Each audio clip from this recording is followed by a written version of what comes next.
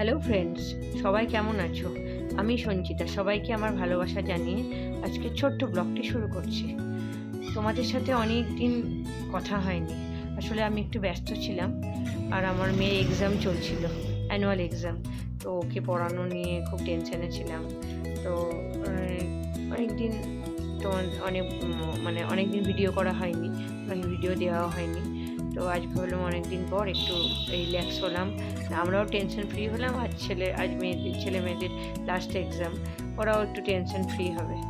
তো ওদেরকে এক্সাম দিতে পাঠিয়ে আমরা দেখো সব বন্ধুরা একসাথে দেখা করছি। আসলে সবাই নিজের নিজের সংসারে ব্যস্ত থাকে। তো আমাদের শুধু স্কুলে বাচ্চাদের দিতে যাওয়া নিতে যাওয়াই হয়। মানে একটু বসে আড্ডা দেওয়া, গল্প করা এসব আমাদের হয় না। তো সময় পাই না সবাই। তো আজকে দেখো সবাই মিলে সময় বের করে একসাথে সবাই একটু প্ল্যান করে আড্ডা দিতে এসেছি গঙ্গার ধারে। তো এই দেখো আমার বান্ধবীর ছেলে, ছোট্ট সদস্য। তো আমরা সবাই মিলে খুব আড্ডা দিলাম, এনজয় করলাম, অনেক সেলফি তুললাম। দিনটাকে খুব আনন্দ করলাম, মানে এক কথায় খুবই ভালো লাগলো আর কি। আসলে অনেকদিন পর মাইন্ডটা একটু ফ্রেশ হলো। ওদের টেনশনও ছিল একটু পড়ানো নিয়ে। আর সংসারে সবসময় একটা ঘরের মধ্যেই থাকা হয়, বাইরে তো বেরোনোই হয় না। তো সবাই মিলে সত্যি আজকে দিনটা খুব খুব আনন্দ করেছি। তো অনেক সেলফিও তুলেছি। এবার আমাদের ছেলে মেয়েদের স্কুল পরীক্ষা শেষের সময়। তো এবার আমার স্কুলে যাওয়ার সময় হয়ে গেছে। দেখা যাক পরীক্ষা কেমন হলো সবার।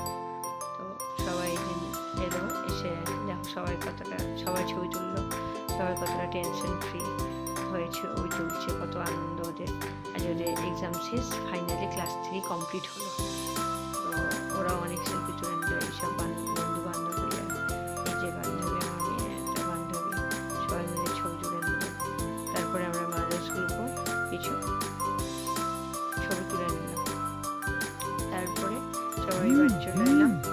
বাড়ি আসার পর আমার মেয়ে তো আর বাড়িতে থাকবে না, কারণ আমার বাপের বাড়িতে তার ভাইরা সব এসেছে। আমি মামার বাড়ি চলে গেল।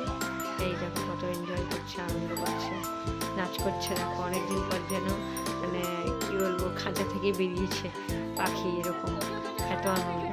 পরীক্ষা শেষ, টেনশন ফ্রি, মা পড়তে বলবে না।